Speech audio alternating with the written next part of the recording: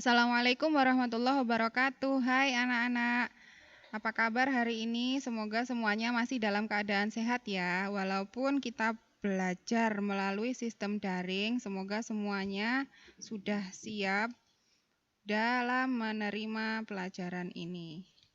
Pelajaran yang pertama adalah meyakini kitab Allah, mencintai Al-Quran. Sebelumnya, kita tadarus dulu ya dengan membaca Quran surat Al-Alaq ayat 1 sampai 5. Bismillahirrahmanirrahim. Iqra' bismi rabbikal ladzi khalaq. Khalaqal insana min 'alaq. Iqra' wa rabbukal akram. Alladzi 'allama bil qalam.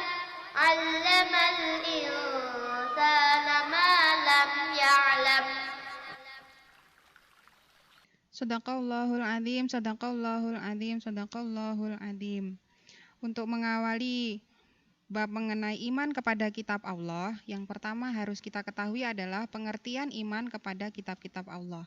Apa ya artinya? Artinya mempercayai dan meyakini dengan sepenuh hati bahwa Allah Subhanahu wa Ta'ala telah menurunkan kitab-kitabnya kepada para rasul.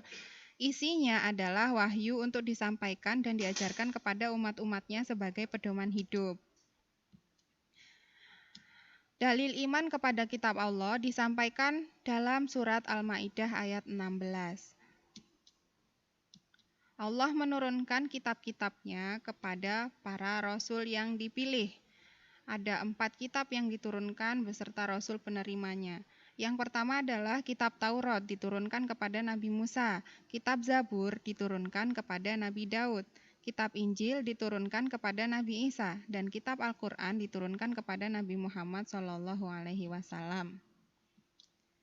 Yang istimewa dari seluruhnya adalah kitab-kitab ini diturunkan dalam bulan Ramadan.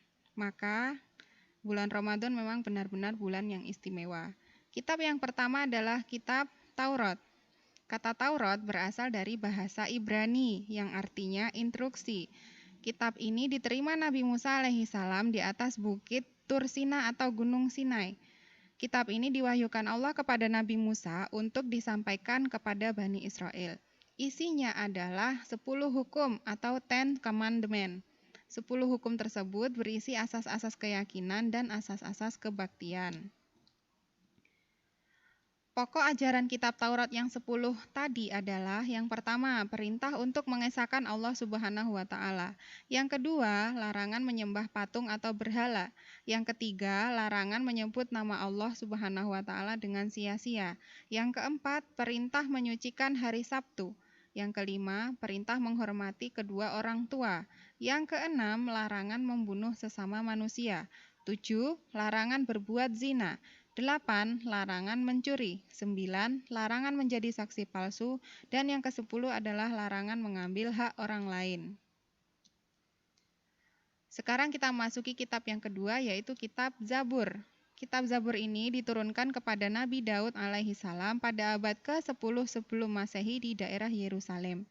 Makna aslinya adalah kitab yang tertulis.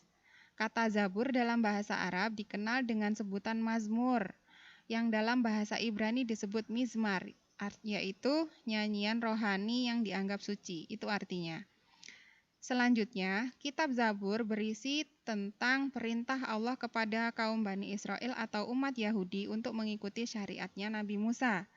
Kitab Zabur berisi nasihat-nasihat, hikmah, dzikir, pujian, dan sanjungan kepada Allah Subhanahu wa Ta'ala. Oh iya, kitab Zabur ditulis dengan bahasa Kipti. Kitab yang selanjutnya adalah kitab Injil. Kitab Injil ini diturunkan kepada Nabi Isa alaihissalam pada abad pertama Masehi. Kitab Injil diwahyukan juga di daerah Yerusalem. Kitab ini pada awalnya ditulis menggunakan bahasa Suryani. Kitab ini menjadi pedoman bagi kaumnya Nabi Isa, yaitu kaum Nasrani. Ini seperti keterangan yang ditulis atau yang diterangkan dalam surat Maryam ayat 30. Secara umum, kitab Injil berisi tentang perintah untuk kembali mengesahkan Allah Subhanahu wa taala. Yang kedua, membenarkan keberadaan kitab Taurat. Yang ketiga, menghapus beberapa hukum dalam kitab Taurat yang tidak lagi sesuai dengan perkembangan zaman. Yang keempat, menjelaskan bahwa kelak akan datang kembali Rasul setelah Nabi Muhammad, Rasul yang terakhir yaitu Nabi Muhammad SAW. Maksud saya ulangi ya, menjelaskan bahwa kelak akan datang kembali Rasul setelah Nabi Isa, yaitu Nabi Muhammad SAW. Oke, sekian materi iman kepada kitab Allah yang bagian yang pertama. Sampai jumpa di pertemuan selanjutnya. Wassalamualaikum warahmatullahi wabarakatuh. Stay at home, stay healthy. Bye.